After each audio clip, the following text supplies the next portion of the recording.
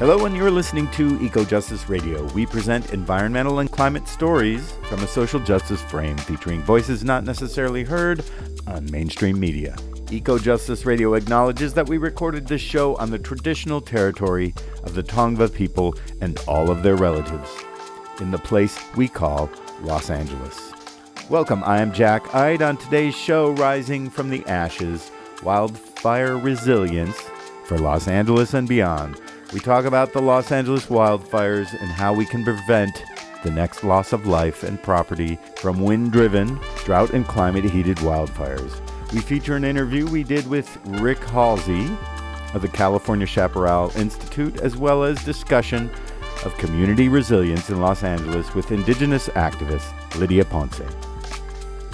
Halsey is the director of California Chaparral Institute, a nonprofit research and educational organization dedicated to the preservation of California's native chaparral ecosystem and supporting the creative spirit as inspired by nature.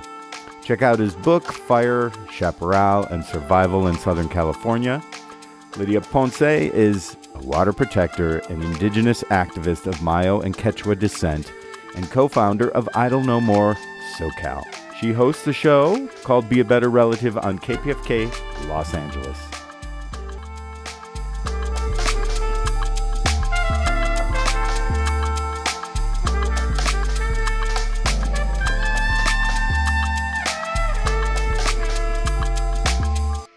There has been an unprecedented siege upon our metropolis of Los Angeles this last week. 24 deaths have been reported, and 12,000 homes have been destroyed in the majority of two communities, Pacific Palisades and Altadena. Containment of these fires has progressed, but the destruction and threats are far from over. Effectively, no rain has fallen in 8 months, and we are halfway through our traditional rainy season, and no rain is in the foreseeable forecast. So this is really not over, and these type of events will keep happening and keep compounding.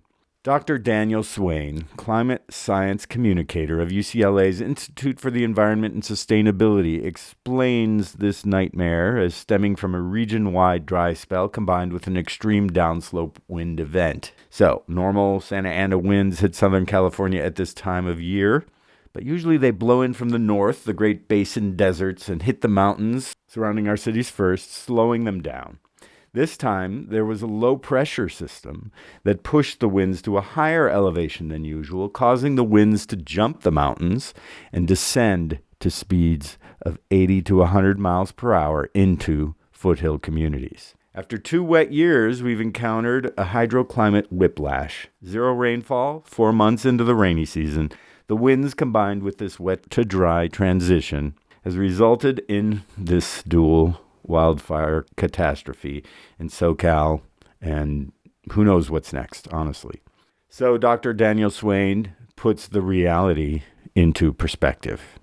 The climate aspect, not every piece of this has a climate change fingerprints, but some pieces of this certainly do. That's one of them. But the other piece, in terms of the scope, again, we don't know, but informal discussions with colleagues this morning, it's been a long night, already suggest that this has the potential to be, at least collectively, the most destructive in terms of the costliest wildfire disaster in American history and therefore perhaps in history. And I personally suspect that even just the Palisades fire on its own may become so. So this is going to become likely a crisis. This is going to send the wildfire home insurance crisis in California to the stratosphere. If it weren't there already, this is going to pose a major challenge for private insurers and also the state plan of last resort, the FAIR plan. There were conversations as recently as last week that the FAIR plan was potentially overexposed, specifically if there were a catastrophic fire in this region. This is that fire. So the only good news is that right now we're talking about fires that are breaking records for being the costliest potentially in history, rather than the deadliest. That is the only real silver lining that I can think of right now. And even then, these fires sound like they have killed some people and injured many more. There are a fairly high number of injuries that I'm hearing, and some of these are pretty bad injuries, burn injuries from people who were actually caught in the fire. So direct fire-related injuries. So I'm hesitant to call that a silver lining at this point, especially before we know the full scope of what has happened and that the event is ongoing. There are structures still on fire, people still fleeing, and the winds continue. There could be additional fires today. But I think that there will be superlatives, and I think that the Palisades fire and the Eaton fire right now are the ones that are going to produce them. Right now, the clearest superlative is with respect to the extraordinary climate conditions that led up to this event and the likely cost associated with the Palisades fire in particular. But there could be others, and it's just too early to know more. So, as Los Angeles suffers with this massive wind-driven, high-intensity wildfire, the governmental and institutional response has been to thin forests and grind up chaparral vegetation to combat these fires. Our co-host Jessica Aldridge points to a movement by plant community and wildlife experts led by Richard Halsey of the California Chaparral Institute to focus on protecting vulnerable communities, essentially hardening flammable houses to coexist with a flammable landscape. This as opposed to trying to control wildfires and the wild nature of the little understood chaparral plant community, which is found around Los Angeles and other Mediterranean climates around the world. We do talk about controlled burns, which can be bad, but later we will discuss how Indigenous stewardship and cultural burning can be another way to properly coexist with the landscape. Here's Jessica Aldridge talking with Rick Halsey. There's this movement to clear out tens of thousands of acres of chaparral habitat across the state under the pretense that by doing so, communities will be protected from fire. And chaparral is even referred to as fuel for fire. What do you think of this? So when you have an enemy, you demonize them, you marginalize them, you come up with names to make them inhuman, right? And that's what we've done with nature. All of a sudden, it's not some place to enjoy, it's fuel. And the governor of California and the state legislature and Cal Fire, they have responded to this fire threat by saying, gosh, if we just get rid of nature, we won't have these fires. I mean, they don't say that, but that's the result of the policy they're promoting. They've been talking about $1 billion a year, every year for 5 years to do 500,000 acres a year of clearance, burning, herbicide spraying, mastication, which are these giant empire Star Wars stalkers roaming the countryside, just grinding up the landscape with these giant blades. I don't know what wild sense of disconnection that these people have when they think that's a natural response to the environment. I mean, there's living things out there that have value. What we need to do is look in the mirror and say, what is it about our lifestyle that's causing us to lose thousands of homes and sometimes hundreds of lives a year in these fires? And we have to fix our own environment around our homes and in our communities to solve the problem, not blame nature. And ironically, these forest treatments, prescribed burns, mastication often make the landscape more flammable than not. And I was going to ask that, has past fire suppression built up unnatural levels of this quote unquote fuel, this habitat? Are we making it more dangerous by, going after that which we demonize? I hear this and I just want to scream. I don't think you can read one newspaper article or hear one of the fire officials or anybody during or after any big fire who doesn't say, it's been a century of fire suppression, putting out past fires that have caused all this unnatural growth. And that's why we have these fires. It's equivalent to the big lie. It's been repeated so many times that people just sort of say it and they don't even think about it. It's so untrue. The science is really clear. We have big fires for one reason and one reason alone. And that's because of dryness, strong winds, and humans igniting fires during the wrong time. And so we think, well, we can't control, the weather, and we really can't control people igniting things. So we're just going to get rid of the source, which is nature. And again, the Santa Monica Mountains, for example, the national park there, they have a strict policy against prescribed burning because what it does, and they've understood this now, is all it does is destroy the chaparral habitat. It's already got too much fire as it is, and it brings in these invasive weeds. And anybody who's driven up and down the 101 going to LA through, Agora Hills and those areas, they know what's happened since the Woolsey's fire. It's just massive seas of non-native mustards and weeds, which are now flammable, and I'll call that a fuel source that's ready to go every year. Native ecosystems do not have that issue. They don't have this flammability issue every single year. They ignite when it's time to ignite. But now what's happening is because of repeated fires, we're losing these ecosystems. So rather than fire suppression being a horrible thing, in other words, past fire suppression, right? But it's actually protected a lot of our native landscapes from having too much fire. That said, in forested landscapes in Northern California and in some areas on the Western Sierras below 7,000 feet, yes, past fire suppression has had an environmental impact on the landscape. But the solution here is not to go in there with these giant machines and herbicides and logging trucks.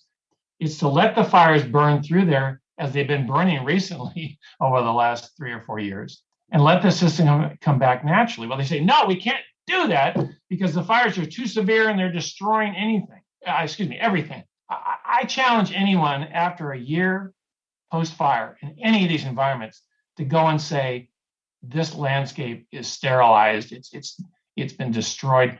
It explodes with more biodiversity than almost any habitat on Earth, these post-fire forests, and especially chaparral. So, it's a sort of a one-size-fits-all approach to things that actually facilitate financial interests and what they want to do rather than really what's ecologically sound. And, another thing that people say is that, the fires today are bigger. So historically, are the fires we are seeing today bigger than what we've seen in the past? And how do these fires today differ from what California has experienced in the past? Is this a climate change thing? Yeah, there's two answers to that. One, we've always had big, high-intensity fires in California historically. That hasn't changed at all.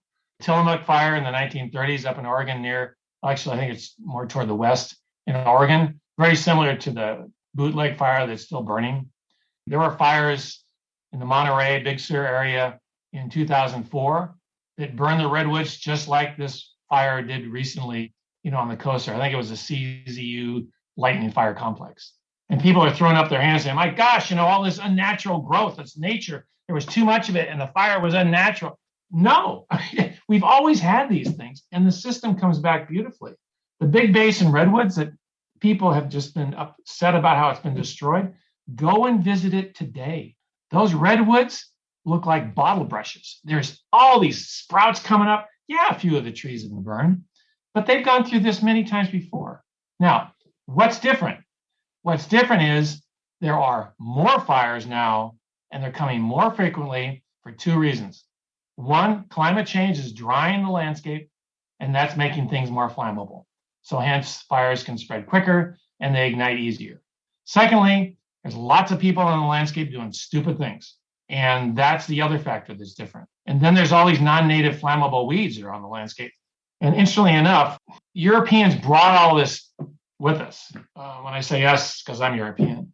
And so, this pattern of eliminating indigenous cultures and then exploiting the environment, it just continued. And all that's happening now is just one more extension of that separation from nature and exploitation of the environment that we've always done. Now we want to go in and log even more. And we're putting it on the backs of, we did such a good job before because there's too much growth. Now we got to cut it back. And it's just a continuation of the same story. Given what we're seeing lately with climate change, climate disruption, prolonged drought, hotter weather, increased wind events, do you think that the wildfires, that the large chaparral wildfires are going to increase? Or do you believe that they are preventable? And I know that we had talked about getting into some of that preventability later on, too, with how we develop. Well, trying to control humans is going to be a tough one. And with climate change, my gosh, with all the rhetoric, the carbon input in the atmosphere is still increasing. We haven't even made a dent in that. So until we do that, I don't think there's much we can do about these increasing fires and sizes, because until we get that under control, I don't see there's going to be much change in this trajectory. And I think probably what's going to happen is you're going to have a lot of landscapes in Southern California, especially, that are going to be converting to non-native weeds. We're going to lose a lot of our shrublands. I think within a century, we'll probably lose most of those forests because there's just not enough water to support those trees. And people think, my gosh, we can't lose the forest. Well, things change, and we caused this one. So you can try to preserve these things. But the fact of the matter is the system you demonize, the chaparral and oak woodlands, those are the natural systems that will go into those places and actually maintain the natural integrity and the biodiversity that we value so much. We don't want to be demonizing those things. We want to be celebrating them. Yes, for sure. And you had talked about forests earlier. Can you explain how the state of California and the U.S. Forest Service use forest fire management approaches for the chaparral ecosystem? And is that a good thing? Because they seem to be two different types of ecosystem. Well, California Forest Service regionally, they understand that chaparral is different than forest. In fact, they've recognized that it's not a fire fuel threat.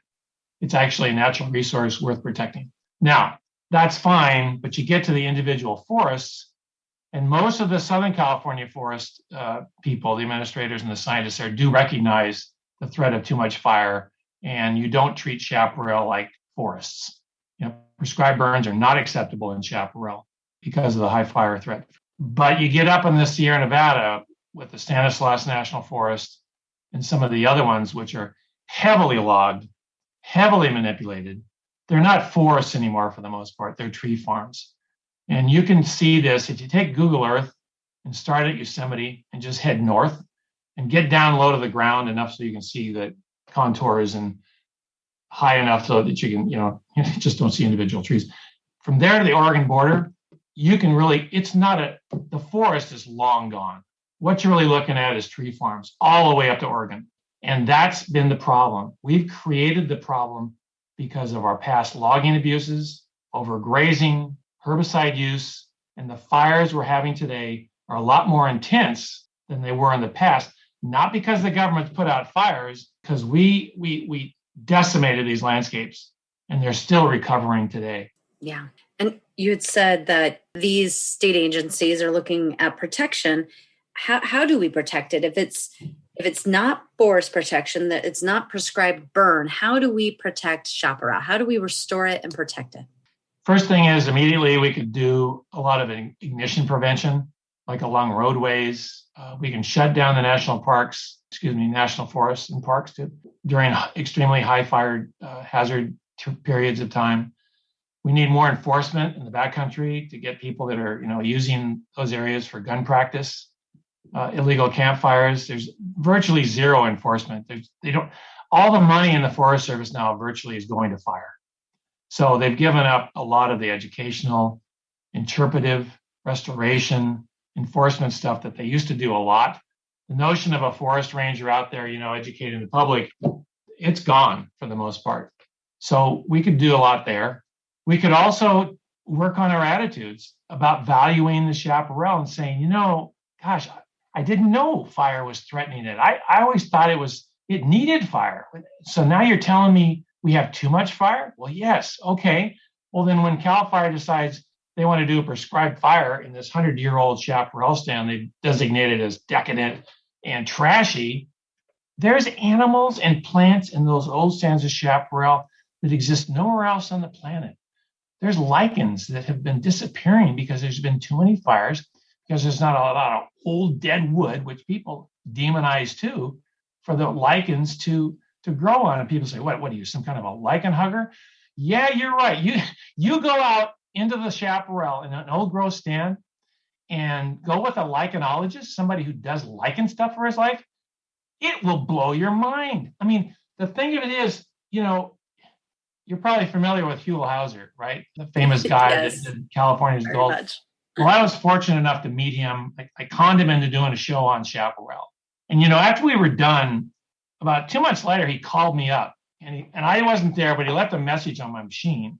And he said, "Rick, this is Huell." And, of course, I could tell right away, right?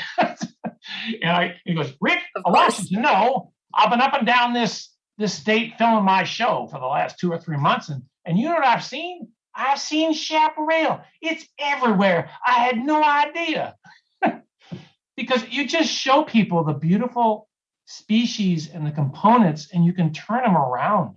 It's just like reconnecting again with communities that you're not familiar with. Mm-hmm. People. Just get to know them. And they're not like what you think. Yes. We've been fed so much information that is completely wrong. And we, need to re-fall in love with the environment and the ecosystem and the beauty that is around us. Right. Talking about protection of that beauty, there's a call for the state to take a greater role in regulating development. So we're talking about building, for our listeners, development, and talking about like building homes and neighborhoods and stuff like that, which would prevent building these subdivisions in high fire zones, like these areas that burned in Ventura, Santa Rosa, San Diego, just to name a few, because like you said, we have a lot of burdens that happen here, and stopping new developments. We have one that was reduced but passed, and that's Tejon Ranch. For those that don't know, that's 70 miles north of Los Angeles. It's off the 5, and it's in this extraordinarily undeveloped and fire-prone area. And so this idea of taking this greater role in regulating development at the state level, it sounds great in theory, but can we actually trust the state of California to get it right and to not bend to developers? No, that's why we go to court. I would say every hearing, every commission meeting that I've gone to testify against these kinds of things, I'm batting a zero here. I've been doing this for 20 years. They always either unanimously or by majority approve these things. And we go to court. And we're in court right now against this one development in southern San Diego County called Otay Ranch. And the actual surprise here was the state attorney general has filed some motions in support of our lawsuit saying the county needs to get on with the science and realize the threat that these homes are going to pose to the residents when the fire shows up. And that was pretty amazing. It's a little contradictory because they are also defending Cal Fire in the lawsuit we have against them in their approach to we're going to bring the conversation back. We're going to talk about Otay Ranch, talk about this development, what's happening with development and how the state can take some responsibility. So everyone hold on. We're going to do a quick break and we'll be right back. You're listening to Eco Justice Radio, a listener-supported media outlet. Please consider making a donation to ensure that we can continue to provide socially and environmentally driven content. Donations can be made at ecojusticeradio.org, socal350.org. For an extended version of this interview, as well as other benefits, we encourage you to become a member of our Patreon at patreon.com/ecojusticeradio. Today you're listening to Rising from the Ashes, Wildfire Resilience for Los Angeles and Beyond. I'm your host, Jack Eidt, and we feature an interview Jessica Aldridge did with Richard Halsey, director of the California Chaparral Institute, and my discussion with Indigenous activist Lydia Poncé. So, Rick, before we went to break, you were talking about this development, Otay. You were talking about a court case with the question for our listeners. As a reminder, those that might just be tuning in, I had asked that the state is taking a greater role, or they're saying that they're taking a greater role in regulating development in these areas, these residential areas, or building out residential areas that are high fire zones. So, Rick, can you continue that conversation in regards to Otay, what's happening, what happened with this court case? Yes, well, the court case, as it does, grinds through, so we don't know where it's at, but we've got support from the Attorney General on it. And I'm really glad the state's done this because we have to stop putting people in harm's way. Because typically what happens, they put these developments in, and unfortunately, the Cal Fire chief down in San Diego County said he was fine with this development, which was very troubling because he knows as well as I do that when these wind-driven fires hit, like they have so many times in San Diego County, these evacuation plans, like this development has established, they're going to evacuate in stages. Well, they tried to do that in Paradise. We know what happened there. So, people are almost in denial, but unless officials support these things, they're going to be out of a job. So that's what we're up against here. And they often throw this whole housing crisis at you when they say, well, you're preventing homes from. Most of these homes are upper income. It's not low income housing, and if they really wanted to do it, they need to work within urban areas and that, but that's kind of a whole different subject. But like I was saying earlier with the lawsuit and the Attorney General joining us, they're still though defending Cal Fire and their approach to fire risk reduction, which has nothing to do with protecting homes and property and saving lives. You think that's what they do, and firefighters are always seen as heroes, and the guys and the women on the ground are. But the administration, as most people know, when you are working for a company or an agency, something happens to people when they become administrators. I don't know quite what it is, but they seem to lose a sense of what's important. And that's what's happened here. Cal Fire has always cleared, burned, herbicided things, and that's all they know how to do. They don't know how to make homes fire resistant, and they're very resistant to trying to focus on that. And the governor said, well, we're going to do both. We're going to clear habitat for their ecology, quote unquote, and spend equal amounts on protecting communities. Well, let's look at the numbers. So about $25 million they're allocating for home protection, and $975 million clearing forests and habitats, many far away from any homes at risk. So, there's a lot of talk, but there's not a lot of financial support for the right thing. That sounds, those at the top or the political system, a lot of the times, they put development interests at the same level as constituent and environmental interests, which are why they're elected into office in the first place. If I can just throw in a quick anecdote here about it. Mm-hmm.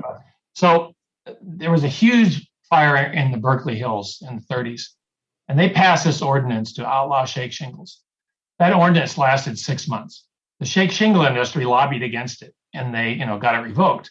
Well, the Oakland Hills fire in the 90s, the most devastating wildfire until the Paradise situation. A lot of the homes burned because of those shake shingles. Well, so, they don't allow shake shingles in most communities now. And people say, well, it's because they're flammable. It has nothing to do with that. There's no shake shingle industry anymore. That's why they've outlawed shake shingles. So, the government moves by financial interests and lobbying efforts. And it just takes a lot of momentum to change that. So instead of chaparral destruction and clearing this out, what about the concept of retrofitting our homes with, proven safety features that reduce flammability, that, external sprinklers, ember-resistant vents, fire-resistant roofing and siding, and, getting away from potential shingle issues? Like, are there other options for us instead of clearing out the environment? This is the positive, upbeat side of this whole conversation. The answer to that is yes, and it's cheap, it's doable, but you've got to get people in a room like they did with NASA. Let's go to the moon. And they did not invite people who said it couldn't be done, right? Okay, I don't want to hear how we can't get to the moon. I want to know how we can. The same thing with retrofitting homes and making communities fire safe. How do we do it without destroying the environment? And we can do that. And one thing in particular, a lot of low-income people, it used to be just high-end homes in these wild areas. A lot of people up in Paradise and along the border of the Angeles National Forest, there are low-income families that live in trailers, which are extremely flammable. We can fix that.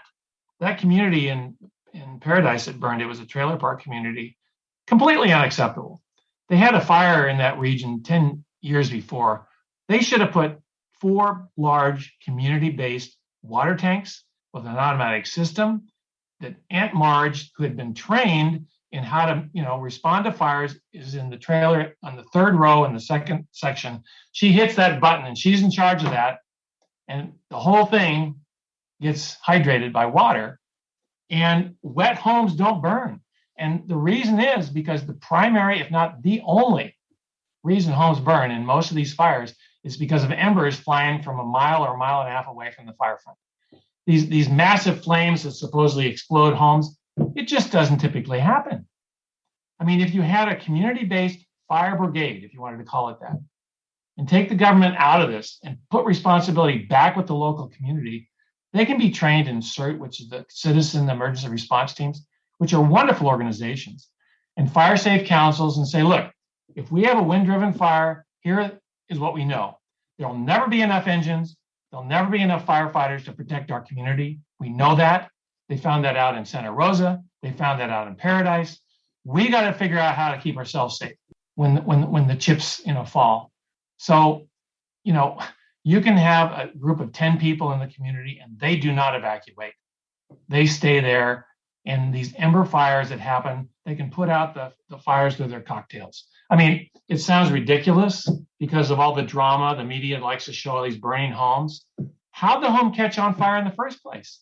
It's a little ember, smoking your cigarette and tapping the ashes on. That's how they ignite. What about using chaparral to protect homes from fires and managing the vegetation that surrounds a house? This concept of like 100 feet or so, is it? Yeah.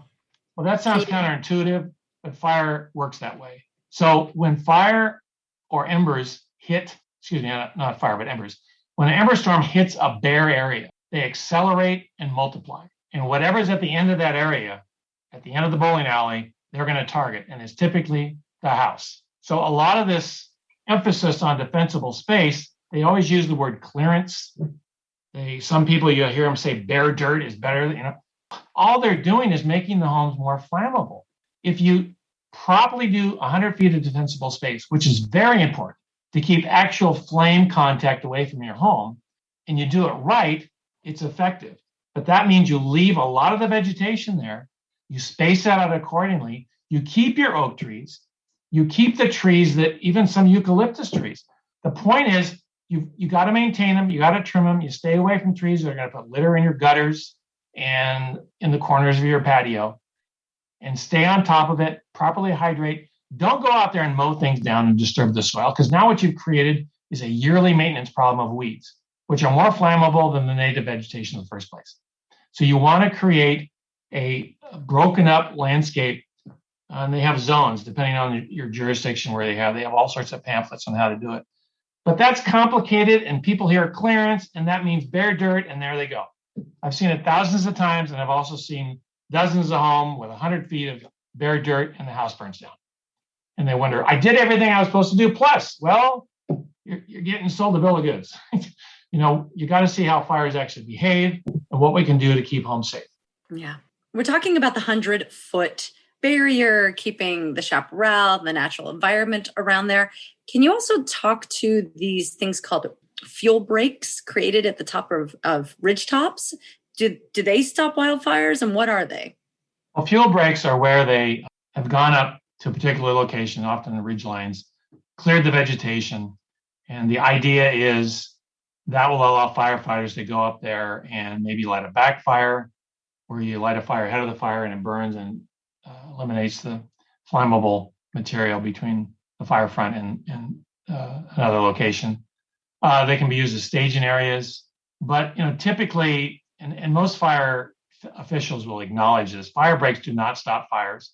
They are useful in some situations, and unless there's a fire crew there, they're incredibly inefficient and ineffective. And if it's a wind-driven fire, they basically don't work at all. So you've got a mixed bag here where millions of dollars are being allocated to do these things. They go on these ridge lines and create massive environmental damage. 300-foot wide dozer zones, habitat clearance areas. We stopped a 300-foot clearance zone fuel break near Goleta. It was going right through this incredibly rare manzanita population. And they came back at us and said, well, if you cut down these manzanitas, they resprout and they actually do better in that condition. Well, first of all, the species that's up there do not resprout after fires are being cut down, which they didn't recognize apparently. And why would you want to decimate a sensitive rare species? I mean, why would you do that?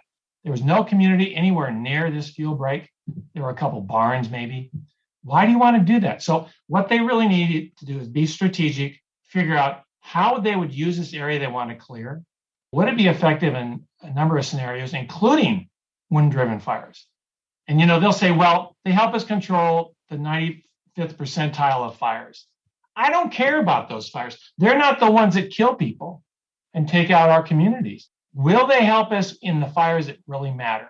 And those are the wind-driven fires that create all the damage.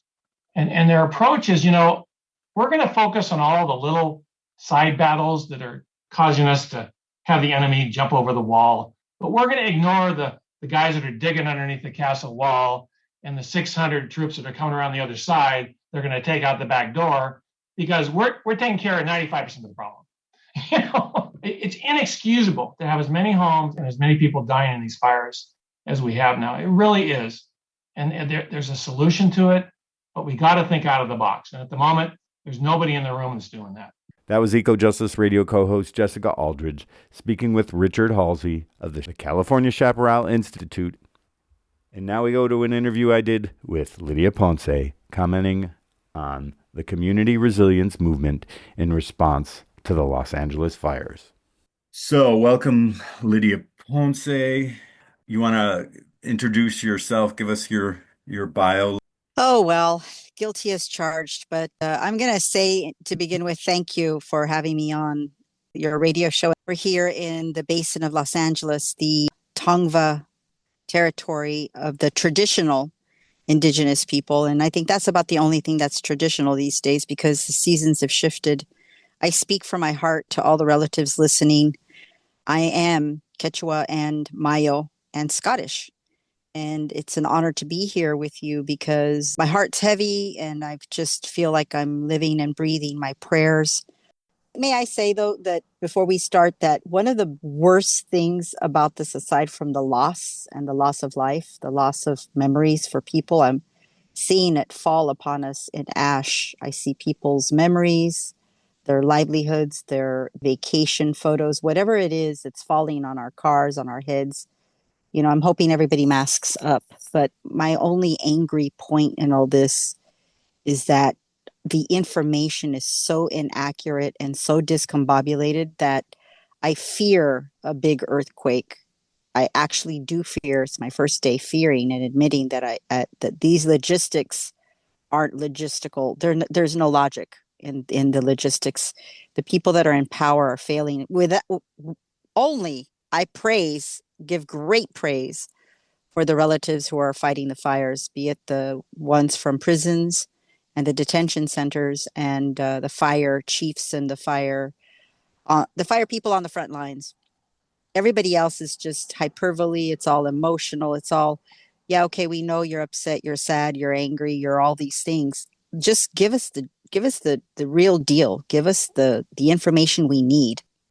So where do we go from here? What happens? Should we just rebuild and business as usual? And, BlackRock's going to come in and buy up these things and multiple. BlackRock, Vanguard, whoever holds the contract for that super train, for the smart city and for the Olympics, because there's plans being made, and we know that there's plans, that these things happen because it's not conspiracy, it's just greed taking on another level in the hierarchical, capitalistic ladder.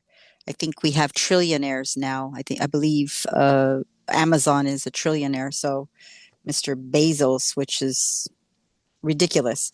I'm going to say, where do we go from here? We're doing it already. We're presently, if you take a look at mutual aid and you do a search, there is not one area in the greater Los Angeles basin, let alone the valley.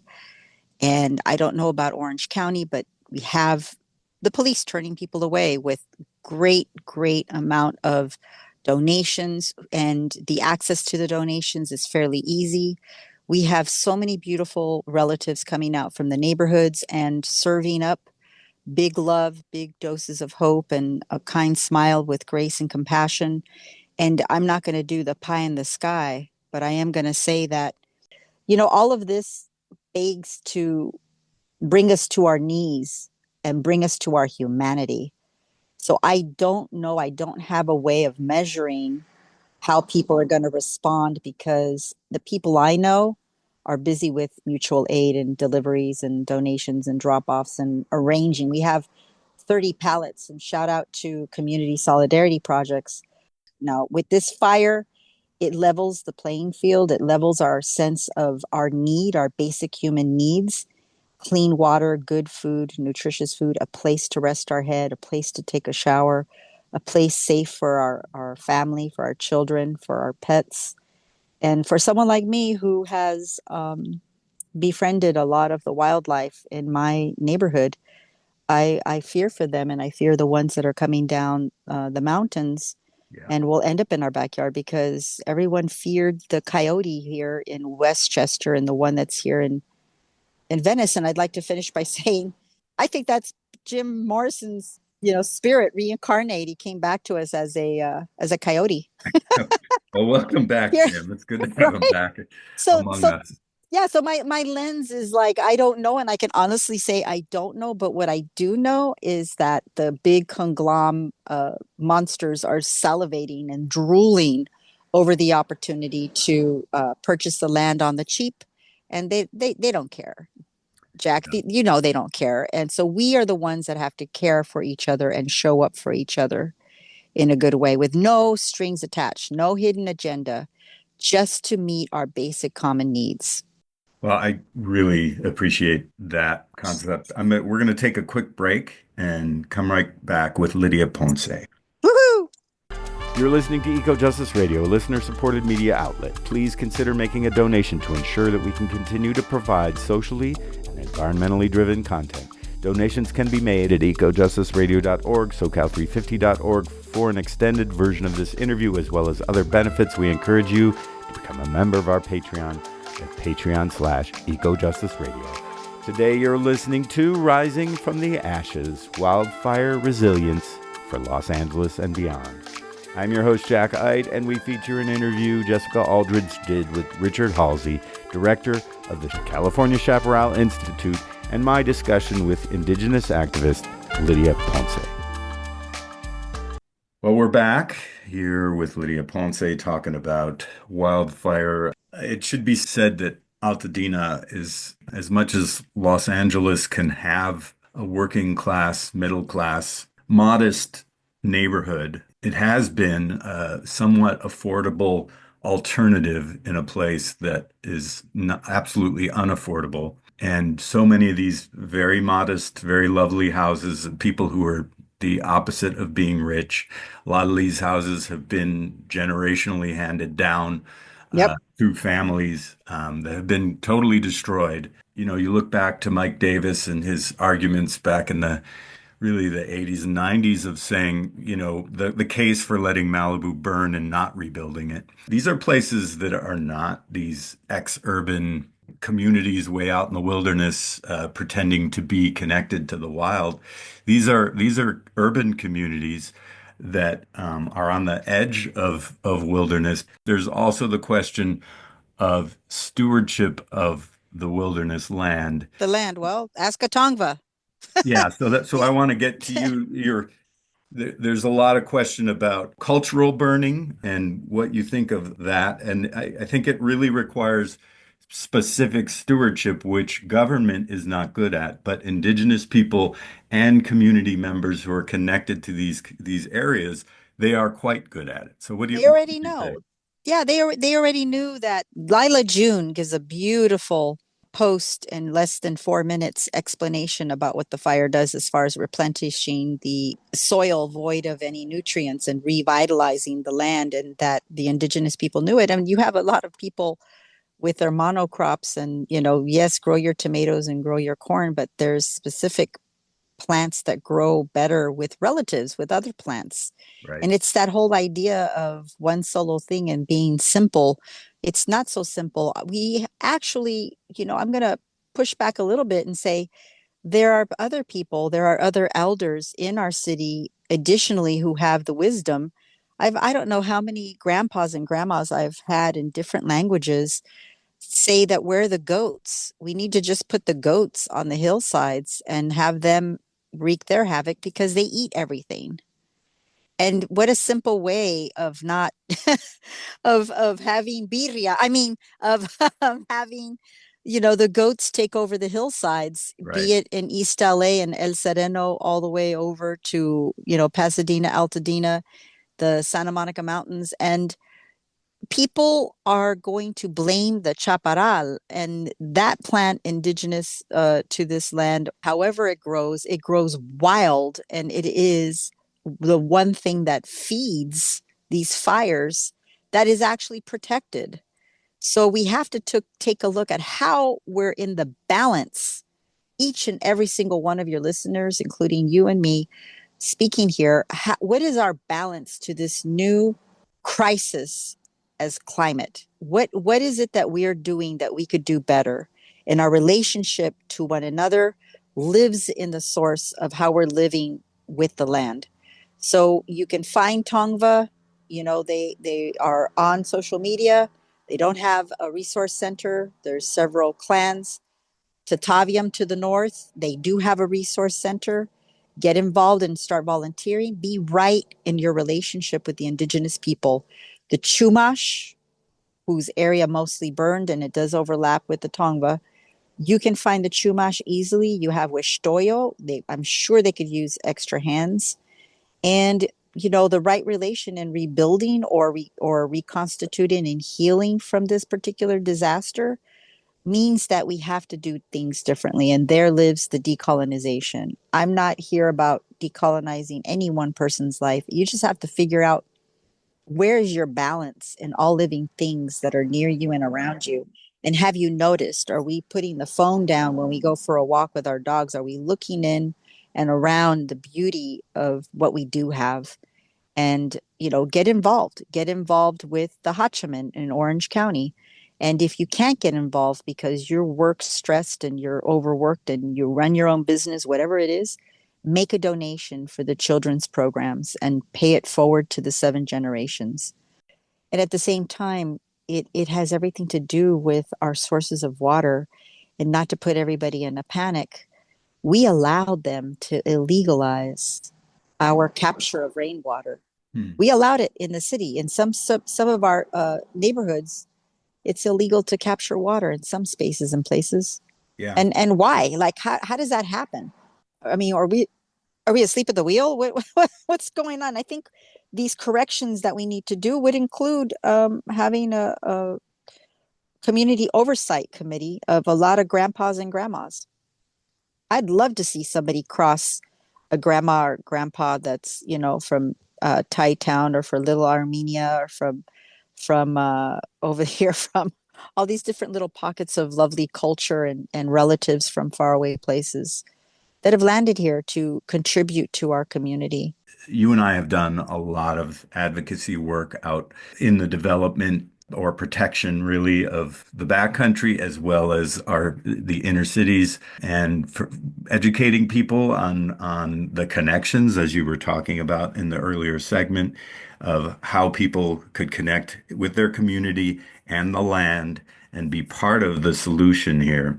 We have problems like a lot of times there are situations where we say, well, how did we get here? How did these major fires happen? Well, I mean, if you look at a place like Palisades Highlands, there's a one road going way up into the lovely hills there, into the backcountry, which is really basically Topanga State Park. And they built a community up there. It's quite a lot of homes up there. That community never should have been built because it's disconnected from the actual community of Pacific Palisades. You look at where the fire started, it was up in the Palisades Highlands.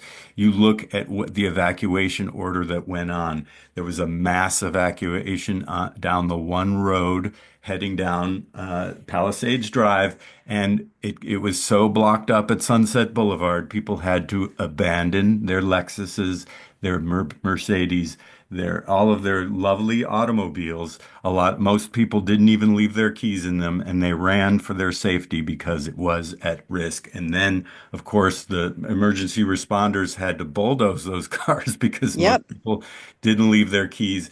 This was poor planning, exponentially. Now, you and I, as well as a very small group of people, spent a lot of time advocating against a recent development. I think it was probably 4 years ago or something that we were talking about. It's called Centennial in Tejon Ranch. It's basically 100 miles north of Los Angeles in another mountain chain, a development for 60,000 people, fully new community where what exists there today is one road and one freeway. And what they want to build is a community for 60,000, water, electricity, services, sewer, etc. in a community where, if you look at the fire maps, there's basically now that we talked about the chaparral community, the native sage scrub or oak woodlands, every 40 years is a natural burning cycle. Up there on that mountain edge, natural burning is like maybe every year there's a fire that breaks out among these Yep. beautiful grasslands. They have the most incredible display of wildflowers when it does rain up there. But there should be no development, and they know it. This is all mapped up. It's high fire zone. And what the county of Los Angeles and the board of supervisors gave the stamp to it. And weirdly enough, the fire department got up and said, "Yeah, we should build this community." They said we can make an exception to these maps where it says it burns maybe every 5 years. These fires break out. Yep. And if you look at examples of communities that have burned, they're in these high wind, high fire, extremely flammable places. What do you think of this situation? I mean, Yeah, it's another disaster waiting to happen. And if you think about learning from the multiple times in multiple spaces where there's only one road out and one road in, and I think of Lahaina, yeah, at least if they were to build, if and when they were to build, they'd have newer cables for electricity, for the power, for electrical power, because that's the only given that it wouldn't, well, conceivably, it wouldn't fall, the cables wouldn't fall in a high wind and start a fire. But no, we should first and foremost oppose this again or prevent it from happening. Or if there's good people who want to put a lawsuit, I don't even know what the construction schedule is or was, because it was basically land that just needed to be left as land. And it could have been very well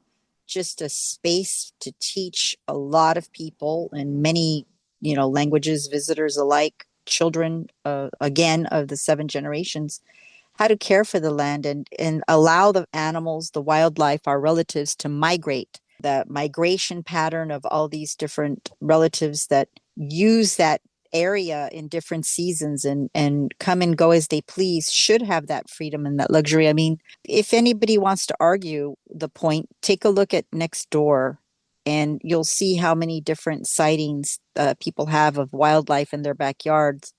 And I'm thinking, well, they've been here for thousands and thousands of years. Who are we? You talk about a real big gentrifying move and real big convenient amnesia as to who was here first. We should be putting buckets of water out in our yards right now for all this wildlife. And Tejon Ranch should have never been even possibly remotely rubber stamped or approved, because the fire department was going to have a fire department there. They were going to have their own little town, little metropolis, their little city movie theater and just a little neighborhood much to themselves. And I would have been surprised if they didn't gate it up there. But the development that they were talking about, 60,000 people, first and foremost, it should have been dead. It should not have been approved, because where are they going to source the water for all of these individuals, let alone the businesses and or the municipalities that they're going to run? well, Where we saw in there that development they had what is called paper water. If you look at, there's certain agricultural areas over the hill from there. If you go down what is called the grapevine of the I-5 freeway into the Central Valley, it's an agricultural area where there are water allotments that are associated with land. And what they did is they had a couple of parcels where they bought the rights to that agricultural water for the Tejon Ranch development. But this was not water that they had. This was not water that they didn't have a reservoir there. They didn't have anything. This was just like, we're going to get some water. Hopefully it'll rain, and we're going to sell our rights to taking this water that doesn't actually exist, but it's the right to it, and send it up over the mountain to Tejon Ranch. there you So go. it's a bait and switch, Yep. and it's one of those things that if you look into the history of water rights and the stealing of water rights, The theft. Yeah. yeah, you see what happens, and up in the Owens Valley is testament to with the Mulholland stuff that went on. Jack, let me add also that they never got in touch with the applicants, never got in touch with the indigenous people of the land and didn't even review the plans or get permission or denial. No approval or denial. There was no free prior informed consent. So Absolutely. right there, it should have been denied. And so all these wonderful plans, and I love to hear about people throw the word progress. Oh, without us, you'd still be living in your quiches, you'd still be living in a cave. Well, we weren't the ones. We were nomadic and moving along with the seasons. And right now, I can say that I am blessed to have a tall, cool glass of water in my morning. And I think of all the animals suffering right now, all of our relatives up there. And, you know, it's a big secret to share right here that there's a lot of the endangered relatives that are up in Tejon Ranch that were making their way to and from all the different, traversing the land and making it to Santa Monica Mountains. I don't know how or why, but all of these beautiful animals that were actually, it was the condor. There was actually Yes, a, the California condor. yeah, that had multiple babies, had multiple successful generations since we've tried to fight this and defeat this plan to Hone Ranch. What were they going to call the development? I forget. Well, there's the Centennial Yeah, yeah, development. there you go. But what they did, they had condor takes, Yeah, meaning if some condor comes up and the bulldozer or they get in the way, or they have, they're living in a cave like up at the top, which would be a view near a view home, they have the right, based on the approvals, to kill that condor. no, Now, no, we no. understand the Yeah, California condor, it's critically endangered. There's been a process to bring them back and through captive breeding, but one of the last stands for that population, it was very close to Tejon Ranch in that mountain range. So this is a critically important area. And they just sort of said, look, we got our take permit. And there were lawsuits. The Center for Biological Diversity yeah, was yeah, really the only game in town because there was a whole nother bait and switch where they got all the other environmental groups to sign off saying, look, we're going to build Centennial and another thing called Tejon Mountain Village way up at the top, another completely senseless community. There was a whole long thing where they got all these environmental groups to sign off to yeah, say, as long as you don't develop the rest of this massive piece of land called Tejon Ranch. It was one of the largest privately held land ownership, and it was actually owned by the Chandlers, who were the owners of the LA Times, the family, the heirs to that Chandler family sold it off to basically a Wall Street conglomerate who said, let's mm, develop this sucker. And at of one point, course. Governor Schwarzenegger gave Tejon Ranch, now this was back in 2009-ish, he gave them an award for the most environmentally sustainable development of the year. And if you really look at what their sustainable development, I mean, it was in a fire-prone top of the mountain place that made no zero environmental sense. It's not close to anything. I mean, if they were just building a small little community of 1,000 people, maybe we could argue that it would be a little mountain community. That's not what they want to build. So it's, you know, We got to get that award back, give it back to Arnold Schwarzenegger. But anyways, no, and there you go. Quietly, we couldn't celebrate the birth of any of the California condor because otherwise people are going to tramp along the land and make a lot of noise and disturb the relatives in their nests and just to take a picture and do, dare I say, a tall ladder to take a selfie, maybe. I just don't know what we are becoming, to the point where, yeah, we're all relatives and we need to support really great, ingenious ideas. And I think we've reached the point where protecting, defending, and honoring the environment, water, land, and air, and our relatives, all the ones that fly and swim and creepy crawl, that we should really take a step back and stop developing anything. Like we should coexist with our ideas and our words and our dreams and our music and our painted art, just all the mediums of art, and get back to ourselves in that crafting sense and cooking and baking and sharing beautiful delicious meals and cross-pollinating our cultures and sharing that exchange of being human and that humanity that exists within each of us. We don't need to pave everything. Yeah. We do not need to commodify everything. We do not need to make, I mean, whoever is profiting from these projects, I what's after trillionaire? Is it zillionaire? I'm not interested. I'm really, really up in Sadly, my they are age. interested. Yeah, well, That's the thing. There's never enough with I the hope they this. burn money once, the paper money to keep warm one of these days. But then again, the plastic chip in their hand will probably melt If when only they. it could rain capital. I mean, if you There you look go. up at the sky, is it going to rain on us? Because Yeah. that's what we need right now. We Well, need to put you these know what? fires out. It There's needs a to ceremony rain. tomorrow, and I can't remember where it's at, and I couldn't disclose. It's invitation only, but we'll be praying for rain. We'll be Thank you. we'll Thank you be for praying for letting me know. rain, and it's a lot of indigenous people from all directions of this beautiful land mass that we're on, this beautiful blue marble. And That's I want to thank you for the opportunity. I know I go in circles, but I always land on the right spot. It's just that I think and I believe that the disinformation that's being offered now on social media is going to really confuse the people.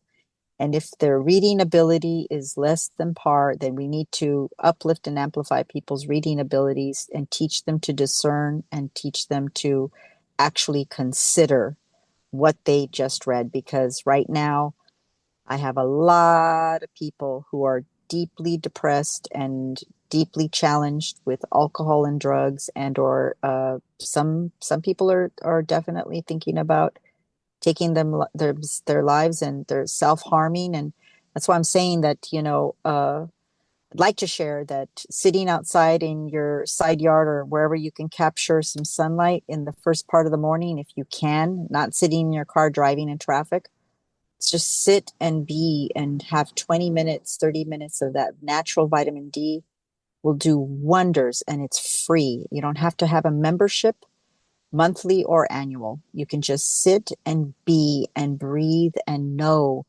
have your listeners know that they are loved, that they can be loved, and that they are loving people, and any kind of cruel intentions at them or around them is just a challenge to see if they're going to become, continue to be a bully or continue to have blinders on. Because if we're not deep in our feelings about what's happening right now with these fires, then I think that people just really need to sit down without their cell phone and without the news and without the technology for a whole day and really remove themselves and really get back to their roots, get back to making their ancestors proud. Because there's a lot of people bumping around into each other, and they're less than kind, and they're definitely gluttonous. So that's not Lydia, who we are, Jack. That's not who we are. thank you so much for that because that's such an important point because so many people are suffering. There's so much depression, sadness, mourning. It's certainly led by the people who have lost everything, but Yep. also all of us who love this place, who work to make this place a better place, Yep. work with communities. And also we've been, sounding the alarms for years about these dangers, but it does not make you nor I happy to say, well, see what happened. No, what happened is like it's actually exceeded. Well, I never planned to see the entire village of Pacific Palisades to go down. That's not what I ever imagined would happen. But unfortunately, that's what happened here. And we know it's going to happen again somewhere else. And we need to get connected with each other. That's the beautiful thing. And that's what you've been talking about a lot is where people come together in these type of situations. And if you're not coming together with people, if you're inside your house, like you said, and to be with friends, to be with family, to be with people, even though it's sometimes unhealthy to walk around your You neighborhood. gotta have a I mean, mask, please. honestly, the other night walking out of my house, it smelled like burnt house. It was Yep. burnt plastic Yep. everywhere. It's as if they're burning trash, but unfortunately, it's not trash. It's people's homes, people's livelihoods. There are businesses that have completely been lost, businesses that have been around for, 100 years in Altadena, these beautiful businesses, these historic structures are gone forever. So We, it's such a it's the tragedy. it's the ash that falls on us. It's the Yeah. ash that we're breathing in. It's the ash. It's someone's livelihood. It's someone's home. It's someone's place where they rested their head. It's someone's poem. It's their own story. It's a children's book that they handed down for generations. It's that favorite wood spoon that stirred the tomato sauce. It's the music that they shared. Their collection of vinyl that went up with our aunties and our uncles and our mom and our dad. The things that they passed on to us. The things that they decided to traditionally give us a better life here. On that note, Lydia, I just want to thank you You're for welcome. your beautiful words and your beautiful heart and the work that you do, the beauty that you bring to the world. I just want to thank you for just everything that you do, and thank you for Re- coming on Eco Justice Radio. Remember who we are, Jack. Yeah. Always remember. Big hugs. Thank you. Thank you, everyone. Hey, listeners, to check out the extended recording of this show or to explore our other shows, visit our website, ecojusticeradio.org, and subscribe to our podcast. This has been Eco Justice Radio and our show, Rising from the Ashes, Wildfire Resilience for Los Angeles and Beyond. Thank you to Richard Halsey and Lydia Poncé. And thank you to our listeners for joining us. Please connect with us on social media at Eco Justice Radio, SoCal350, and at Wilder Utopia. If you like what you heard and you want others to be informed, subscribe and share the episodes.